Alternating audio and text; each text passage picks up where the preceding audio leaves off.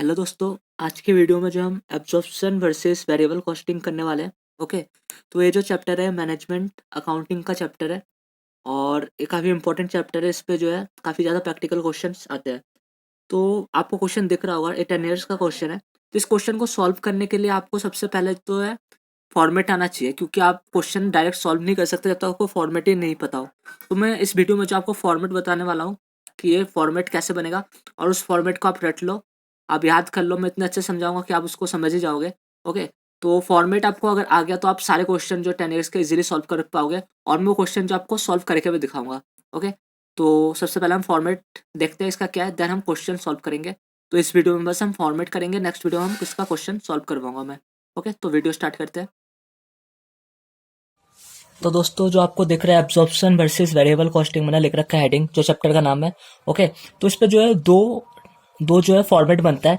एक तो फॉर्मेट होता है income statement absorption costing, okay, और एक बनता है वेरिएबल कॉस्टिंग। वो हम सेकंड पार्ट में, मतलब इसी के सेकंड जब ये खत्म हो जाएगा फिर सीखेंगे।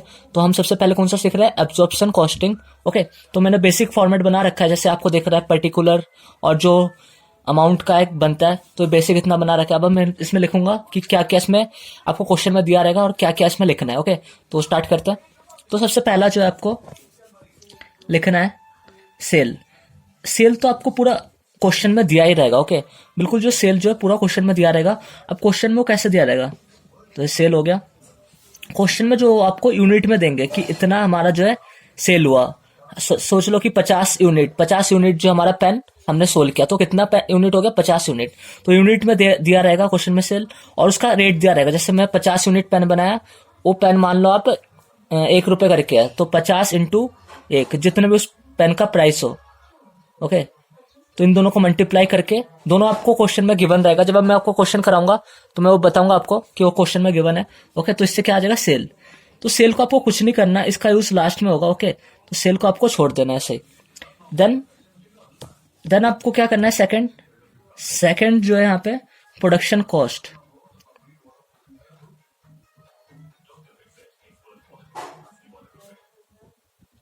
सेकंड है प्रोडक्शन कॉस्ट।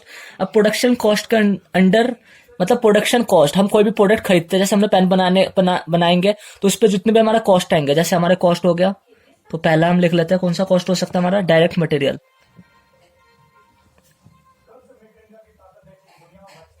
ओके, हमारा डायरेक्ट मटेरियल लग सकता है, जैसे प्लास्टिक हो गया, इंक हो गया, तो ये सब हो गया डायरेक्ट मटेरियल। तो ये अगर दिया होगा क्वेश्चन में, तो वैसे क्वेश्चन में ज्यादातर दिया नहीं रहता, डायरेक्ट मटेरियल हो गया। और जैसे डायरेक्ट लेबर, उस पेन को बनाने के लिए कितने लेबर चाहिए। ओके, ये अगर दिया हो तो आप लिख लेना है, यहाँ पे अगर नहीं दिया हो तो छोड़ देना। ओके, और थर्ड, जैसे आपको बहुत बार आपको मिलेगा ये वाला, ये क्या है, वेरिएबल वेरिएबल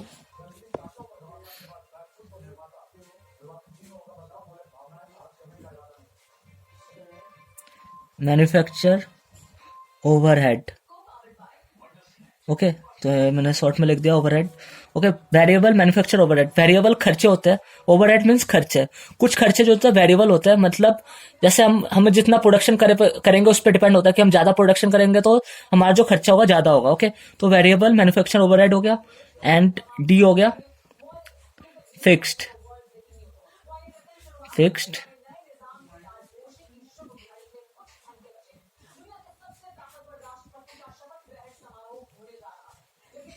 ओके, तो डी क्या हो गया, फिक्स्ड मैन्युफैक्चर ओवरहेड। तो ये सब आपको क्वेश्चन में गिवन होगा। ओके, तो ये सब आपको लिख लेना है। सेल को इतना ही छोड़ देना, सेल को इसमें काउंट मत करना, सेल एक अलग है। ओके, इसलिए मैंने डबल टिक यहाँ पे लगाया।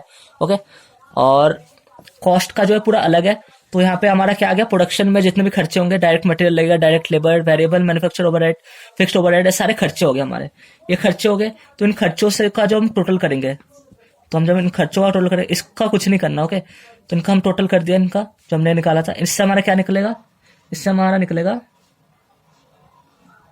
कॉस्ट।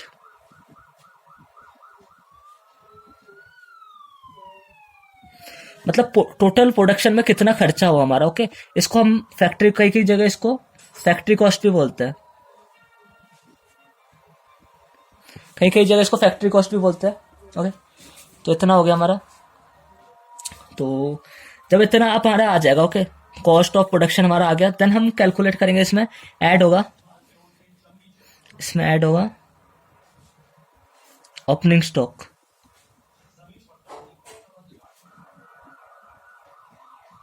ओके, ओपनिंग स्टॉक जो है किसका, ओपनिंग स्टॉक ऑफ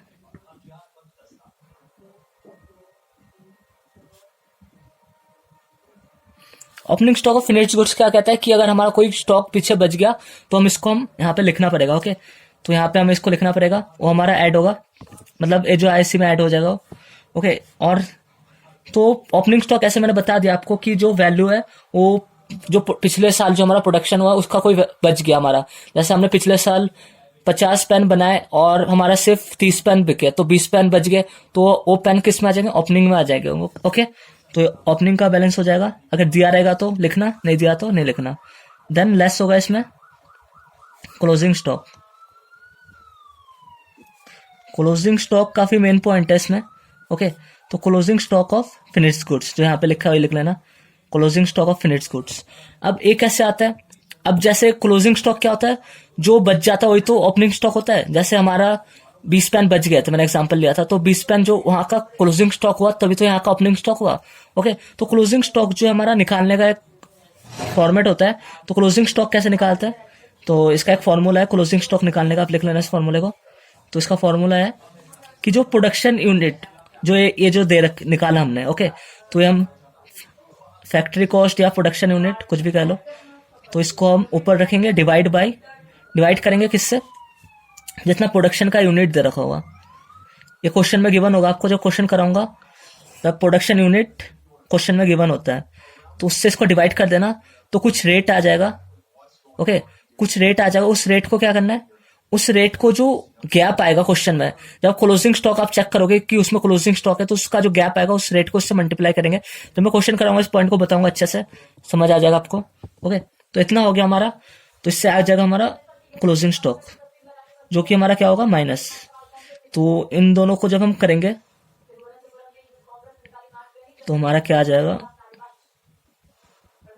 तो हमारा बैलेंस आ जाएगा, जिसको हम कहते हैं कॉस्ट ऑफ, इसको शॉर्ट में कहते हैं COGS।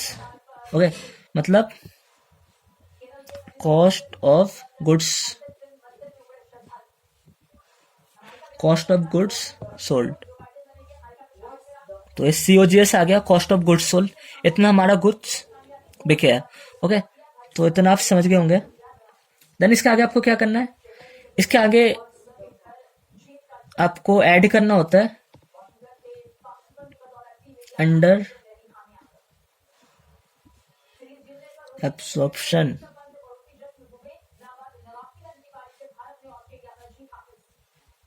Of fixed manufacture overhead.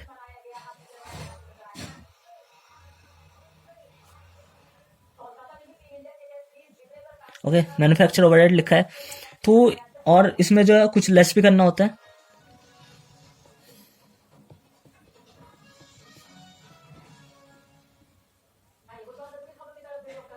Over absorption of fixed manufacture overhead.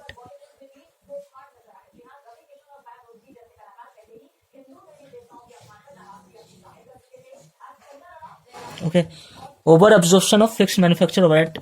अब जो ये दो पॉइंट है, ये दो पॉइंट आपको इजी क्वेश्चन में नहीं मिलेंगे। ओके, इन दोनों का जो है इजी क्वेश्चन में दोनों आपको पॉइंट नहीं मिलेंगे। इजी क्वेश्चन पे आप डायरेक्ट ए निकालना। ओके, ये निकाल के आपको कुछ आगे मैं बताता हूँ, वो भी दिया होगा क्वेश्चन में। बट ये जो दो पॉइंट है, ये दोनों पॉइंट क्वेश्चन में डिफिकल्ट पॉइंट है, तो इजी क्वेश्चन में तो नहीं मिलेंगे। जैसे आप शॉर्ट से मतलब इजी से ट्राई करोगे, हार्ड में भरोगे, तब आपको ये दो टॉपिक मिलेंगे। ओके, तो लिख लेना है फॉर्मेट में। तो अगर ये ना भी दिया हो तो भी आप क्वेश्चन कर लेना। ओके, तो ये दोनों जरूरी नहीं है कि दोनों गिवन ही हो आपको क्वेश्चन में, और गिवन नहीं है तो आप सोचो गिवन नहीं है, आधा अधूरा क्वेश्चन है, बट ऐसा नहीं है। ये दोनों गिवन ना भी हो तो कर सकते हो इस क्वेश्चन को सॉल्व। ओके, तो होगा इसमें से लेस। अब जो इसमें क्या करना है, अब इसमें ऐड करना होगा आपको, तो ये भी क्वेश्चन में दिया रहेगा।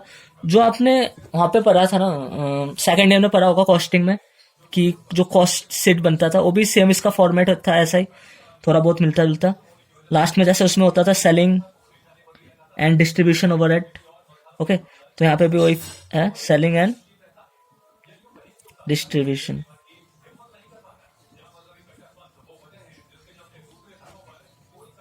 Selling and distribution, okay. तो सेलिंग एंड डिस्ट्रीब्यूशन जो है इसमें कुछ वेरिएबल भी होता है एंड कुछ टर्म फिक्स भी होता है। तो दिया रहेगा क्वेश्चन में कितने वेरिएबल है कितने फिक्स्ड है, तो इन दोनों को ऐड करके, ओके, इन दोनों को ऐड करके जितना आएगा यहाँ पे लिख देना, ओके। तो यहां से हमारा क्या आ जाएगा, यहां से हमारा आ जाएगा टोटल कॉस्ट। तो ये बन गया हमारा जो हमें चाहिए था, इससे आ जाएगा हमारा टोटल कॉस्ट, ओके। तो आपने देखा कि यहाँ पे जो है हमने क्या किया, हमने इसको प्रोडक्शन कॉस्ट को जितना हमने ऐड यहाँ पे ऐड किया, हमने सेल्स को कुछ नहीं किया, सेल्स का काम लास्ट में होगा। तो हमने इसको किया, जितने भी खर्चे है सबको लिख के हमारा टोटल कॉस्ट आ गया, ओके। अब हमें क्या करना है, टोटल कॉस्ट आ गया हमारा, अब हमें चाहिए प्रॉफिट। प्रॉफिट चाहिए, प्रॉफिट कैसे निकलता है, sale minus total cost. Sale minus total cost से क्या निकलता है हमारा, प्रॉफिट। तो आपको प्रॉफिट ही चाहिए होगा, तो प्रॉफिट देख सकते हो आप कैसे निकला, प्रॉफिट निकला सेल। अब सेल कैसा आया, तो सेल मैंने बोला था इसका कुछ नहीं करना क्योंकि इसका काम कहाँ है, लास्ट में। तो सेल यहाँ पे हमने ले लिया, और टोटल कॉस्ट जो हमने जो जितना भी कॉस्ट निकाला, जो ज्यादा सारा फॉर्मेट कॉस्ट पे था, तो इससे टोटल कॉस्ट आया, दोनों को हमने माइनस किया, तो हमारा क्या आ गया, आंसर आ गया। तो ये तो था हमारा एब्जॉर्प्शन कॉस्टिंग। अब ऐसे ही सेम टू सेम फॉर्मेट होता है वेरिएबल कॉस्टिंग का। तो वीडियो ज्यादा लंबी होगी तो मैं नेक्स्ट में वीडियो में बताऊंगा कि वेरिएबल कॉस्टिंग क्या होता है। तो उस पर सेम फॉर्मेट होता है, बस इसमें कुछ जैसे वो सिर्फ वेरिएबल है, मतलब उसमें फिक्स नहीं होता। जैसे फिक्स्ड का ये नहीं होगा, फिर यहाँ पे जो आपको जितने फिक्स होंगे फिक्स वाले नहीं होंगे, तो मैं बताऊंगा नेक्स्ट वीडियो में, ओके। तो इस वीडियो के लिए बस इतना ही।